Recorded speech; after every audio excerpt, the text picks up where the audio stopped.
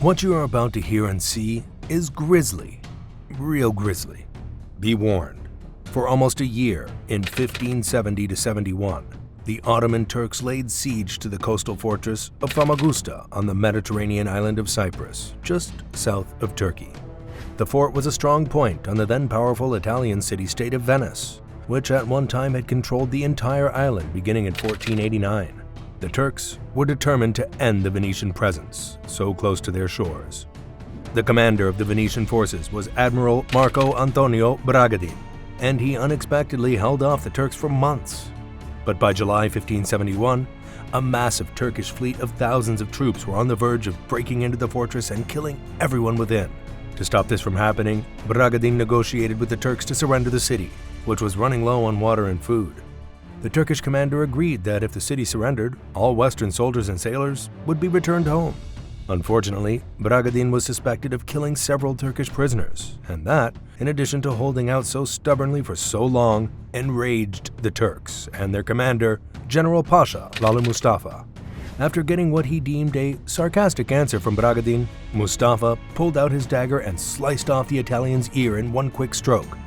Then, Bragadin's hell began. Mustafa's guard held down Bragadin and his other ear and nose were cut off.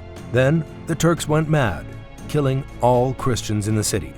Bragadin was kept in a dungeon for 2 weeks while his wounds festered, and he listened to the screams of people being slaughtered. Then, the Turks came back for him. They forced him to carry heavy sacks of dirt and rocks around the city walls. Then, when they tired of that, they tied him to a chair and hoisted him up the mast of a Turkish ship, whose sailors taunted and threw rocks and other objects at him. Then he was taken to the main square of the city and skinned alive while tied to a column. His skin was stuffed with straw and then dressed in his uniform and paraded around the city on an ox. His body was quartered, torn into 4 pieces, and then given to 4 groups of Mustafa's finest troops as trophies. No, that's not a scene from a horror movie. It all happened.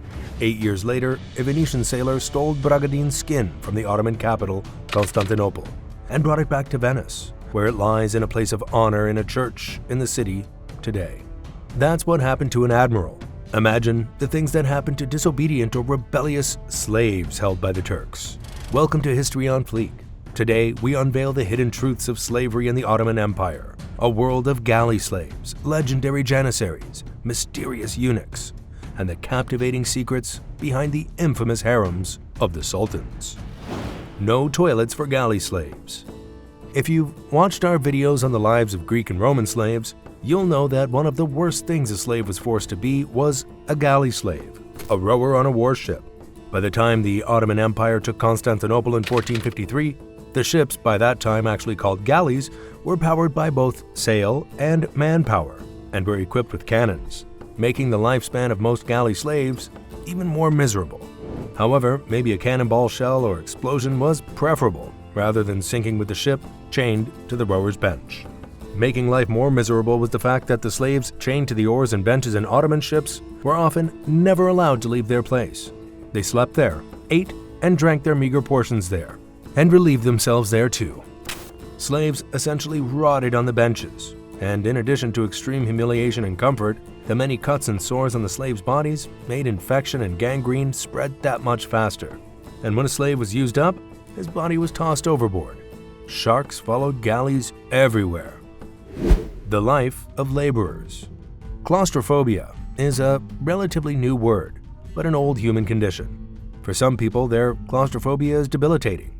Cars, hotels, planes, and other closed-in spaces are impossible to deal with. If you've got claustrophobia, odds are that mining isn't your first career choice, or your 1000th. Now imagine this. A slave seized in war or brought in the slave markets in Africa, the Middle East, and for a long time the Mediterranean coast of Europe, decides he can't go in the mine because he gets terrified in enclosed spaces. He turns and says, "Oh great, Mr. Guard, can I please not go in there? You see, enclosed spaces like tunnels scare me." And the guard calls some of his buddies over, and they bury that slave alive. You're going underground one way or another. Mostly, however, slaves believed to be dawdling at work were given the lash. Slave masters likely used the infamous Ottoman koan, which is similar to the cat-o'-nine-tails style whips made famous by the Royal Navy, at least in the movies. So that claustrophobic worker might have gotten a stroke, maybe across the back or chest, or even across the face, and then was sent into the gold, coal, copper, silver, or lead mines with untreated wounds. By the way, enslaved people and even their owners working with lead used their hands and no masks. Death by lead poisoning after a period of madness or stupidity followed. The Devshirme. Slaves weren't always taken in combat, bought in a slave market, or born to another slave. They were often kidnapped. The word genocide gets used a lot, and sometimes people think it's overused when not applied to mass killings on a Nazi or Soviet scale. But genocide refers to any sustained action designed to eliminate a particular group of people from the earth or its history. The Ottomans practiced a form of it in their Christian holdings in the Balkan territories of southeastern Europe. In most cases, the Turks did not force people to convert. Sometimes they were given a choice before a siege or battle, like convert to Islam or die. Some did convert. Most died if they didn't win. Some Europeans converted because it made life easier and opened economic opportunities. Some converted from belief. Most did not. Christians paid higher taxes. Their economic possibilities were limited, and they were often exposed to mistreatment by oppressive Muslim troops and local governments. They also had to worry about the Devshirme, the Ottoman practice of kidnapping European children and raising them as Muslims, turning Europe's children against their parents, so to speak. Attractive young women and girls who were taken were often sent to famous harems of the Ottoman Empire. We'll tell you more about that in a moment. The boys were taken, raised in Islam, and given intense military training that rivals what you saw in Sparta in the movie 300. These boys became the Janissaries. The Janissaries were both the shock troops of the Ottoman army and a Turkish version of the ancient Roman Praetorian Guard, an elite force guarding the Sultan and his family. Janissaries were given special training and privileges that many other Ottoman soldiers were not. They were often given or had the first crack of any spoils of war. Eventually, the Janissaries grew into a power unto themselves and, throughout much of later Ottoman history, sometimes held incredible power, enough to make or break a sultan. Eunuchs. It's hard to understand today, but for centuries all over the world, castration was commonplace. The most famous eunuchs were the castrati of Europe, popular from the 17th to the early 19th century. A castrato was a man whose testicles had been removed before his voice had changed, ensuring a high voice, but with the endurance of a man. This was done for opera.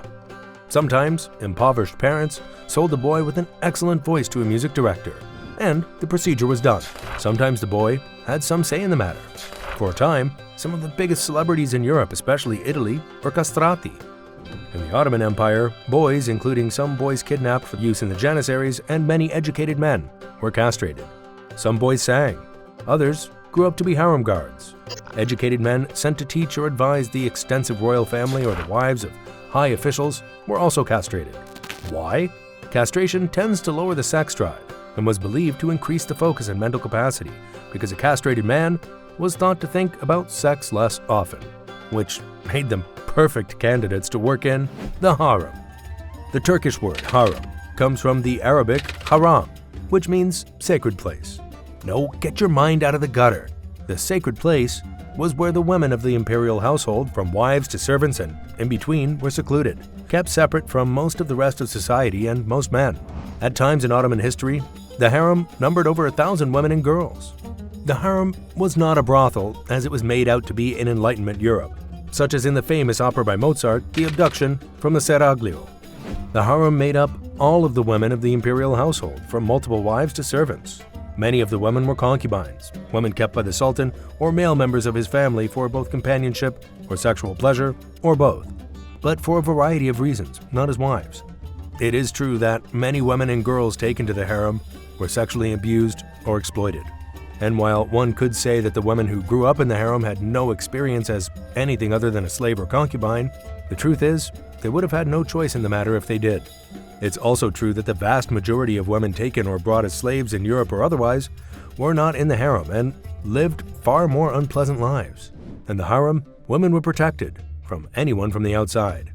The wives, concubines, and illegitimate daughters of the Sultan were given a better education than many royal Europeans, in music, art, math, poetry, religion, and much else. Those at the top wanted nothing and were given the finest clothes, jewels, and food. They were also sexual slaves. most having little or no choice as to when and with whom, as concubines were sometimes given as gifts or thank yous from the Sultan to an esteemed guest. That said, no other man was to touch a woman without the Sultan's permission. That could result in an excruciating death, not just for the man. Remember Bragadin, the Venetian admiral? Well, the Ottoman torturers were very inventive. A big favorite was eye gouging, especially with women, cutting off noses. Now you understand why eunuchs were given jobs as advisors and tutors to wives and concubines in the harem. And while it is true that a eunuch cannot get someone pregnant and often have trouble performing, a little more stimulation was known to work wonders on some eunuchs' private parts. So who knows what went on when no one was looking? This has been History on Fleek. See you next time.